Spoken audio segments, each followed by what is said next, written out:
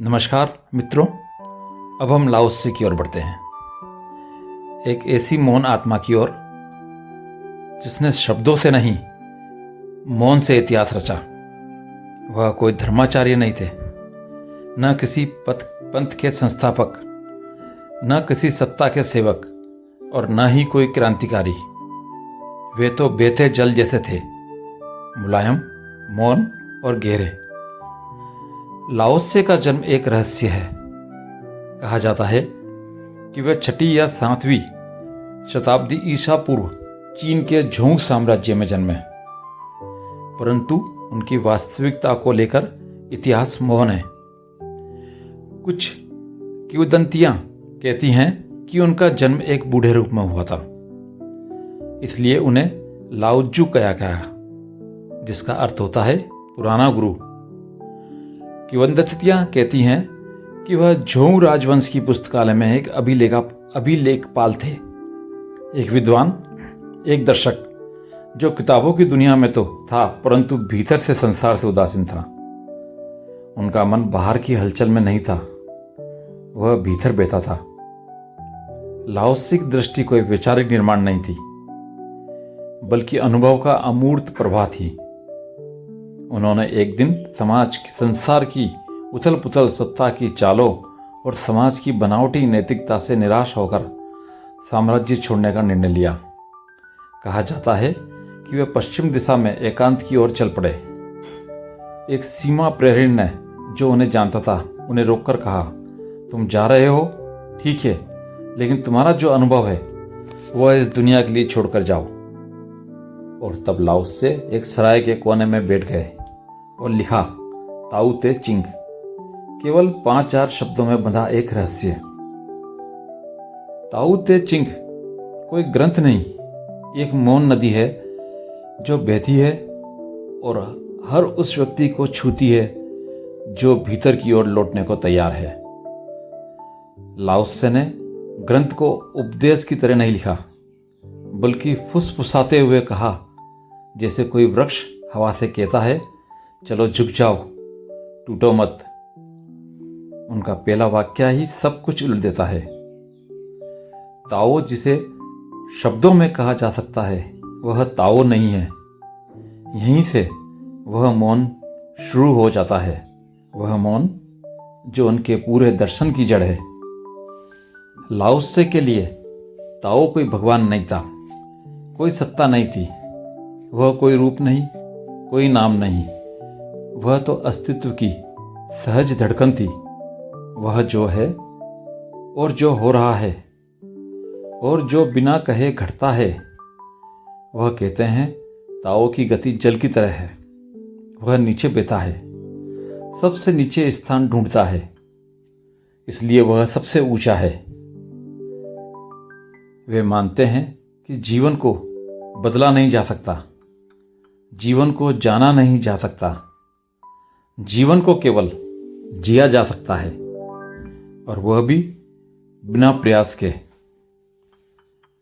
वह कहते हैं जो कुछ भी तुम करोगे वह बाधा बन जाएगा, जो तुम छोड़ दोगे वह तुम्हारा बन जाएगा। लाओत्से के दर्शन में संघर्ष नहीं है, न बाहरी न भीतरी। वे शक्ति को नकारते नहीं, पर उसका मूल्य बदल देते हैं। उनके लिए जो सबसे मुलायम है वही सबसे शक्तिशाली है। जल सबसे कोमल है, परंतु चट्टान को भी काट देता है। राजनीति, समाज, शासन, इन सब पर भी उन्होंने गहरे विचार रखे, लेकिन वे क्रांति या व्यवस्था परिवर्तन के पक्ष में नहीं थे। वे कहते हैं सबसे अच्छा शासक वह होता है जिसका लोगों को पता भी नहीं चलता कि वह शासक है। उन्होंने अहंकार को विष कहा।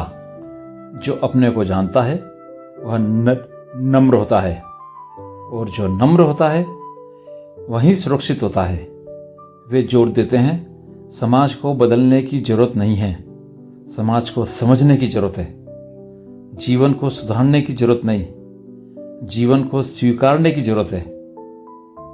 उनकी दृष्टि में मृत्यु कोई अंत नहीं, केवल लौटना है। ताओ से आए थे, ताओ में लौट जाना है। वे मृत्यु पर नहीं रुके, वे जीवन की उस धारा में डूबे रहे जो मृत्यु को भी अपने भीतर समाहित कर लेती है। वह कहते हैं, जब तुम ताओ को जान लेते हो तब तुम यह भी जानते हो कि मृत्यु केवल रूप का परिवर्तन है, तत्व तो वही है।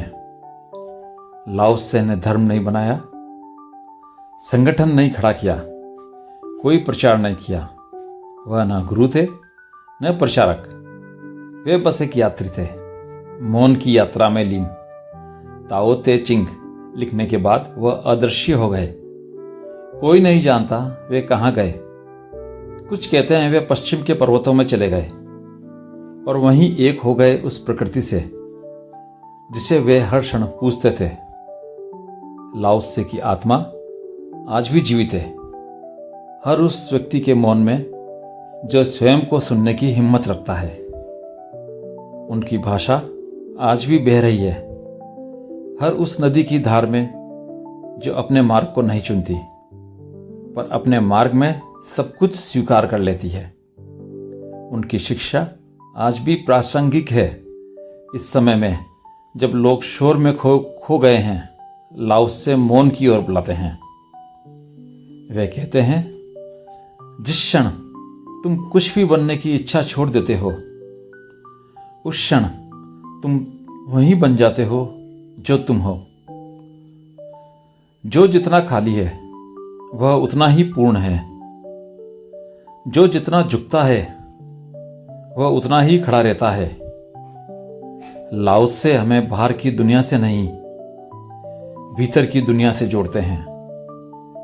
वह कहते हैं, मत सिखाओ, मत बदलो, मत उपदेश दो, बस रहो। तुम्हारा मौन ही तुम्हारा संदेश होगा, तुम्हारा झुकाव ही तुम्हारी शक्ति होगी। और यही उनका सबसे बड़ा उपदेश है। जो कुछ कहा जा सकता है वह सब तुच्छ है, जो अनुभव किया जा सकता है वही सत्य है, और वह सत्य मौन में है, प्रकृति में है, ताओ में है। लाओ त्से ना कोई आवाज है ना कोई विचार, वे एक उपस्थिति मौन है, और वही मौन उनका अनंत जीवन है। लाओ त्से की उपस्थिति नदी के किनारे बहते वायु जैसी थी। वह बोलते नहीं थे, पर उनके मौन में पूरी सृष्टि की गूंज होती थी। उनकी दृष्टि में जीवन का कोई लक्ष्य नहीं था, ना कोई सिद्धि, बल्कि एक सहज भाव था जो तभी मिलता है जब तुम कुछ भी बनने की आकांक्षा छोड़ देते हो।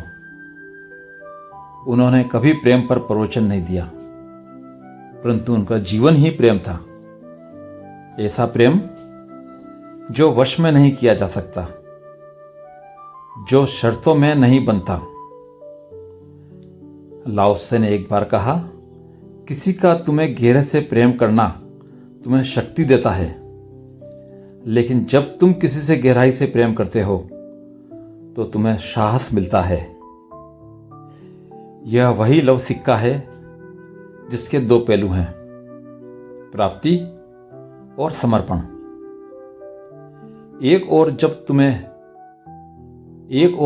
जब प्रेम तुम्हें मिलता है, तुम भीतर सुरक्षित महसूस करते हो, पर जब तुम प्रेम देते हो तुम अपने सारे भय खो देते हो, क्योंकि तब तुम अपने स्व से बाहर निकलते हो। लाओ त्से का प्रेम आध्यात्मिक था, उसमें अधिकार नहीं था, उसमें पकड़ नहीं थी।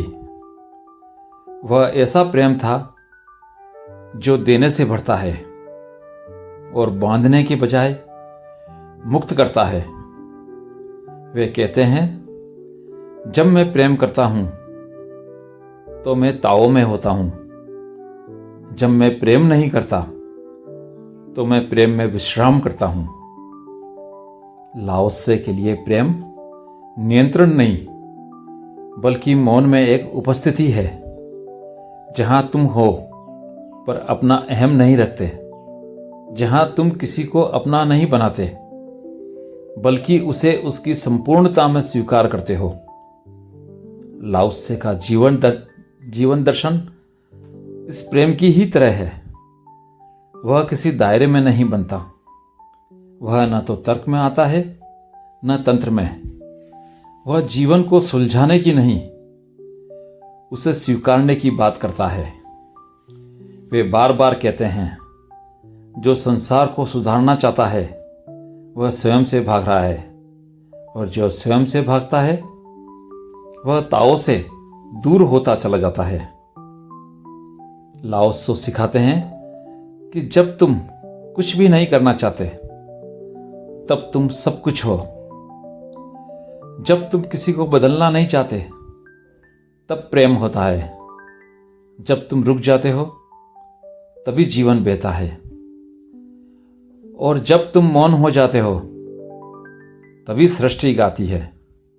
उनका संपूर्ण जीवन दर्शन 3 शब्दों में समाया जा सकता है: सहजता, मौन और प्रेम। सहजता, क्योंकि जीवन जटिल नहीं है, तुम ही उसे कठिन बनाते हो। मौन, क्योंकि सत्य को शब्दों से नहीं पकड़ा जा सकता। प्रेम, क्योंकि यही एकमात्र शक्ति है जो बिना जकड़े तुम्हें अपने से जोड़ती है। लाओत्से आज नहीं है, लेकिन हर उस व्यक्ति के भीतर जीवित है जो जीवन को दिशा नहीं धारा मानता है, जो खुद से टकराता नहीं बल्कि खुद में उतरता है। वे तुम्हें कुछ सिखाना नहीं चाहते, वे चाहते हैं तुम अनसीखे रहो, क्योंकि जो सीखा हुआ है वह रुक जाता है, जो जानता है वह जड़ हो जाता है, पर जो अनजान है वही बहता है, वही खोजता है, वही ताओ को छूता है। और अंत में जब शब्द थक जाते हैं, तब वही मौन बसता है, जो लाओत्से थे, जो ताओ है, जो प्रेम है, जो तुम हो जब तुम कुछ भी नहीं बनना चाहते। धन्यवाद।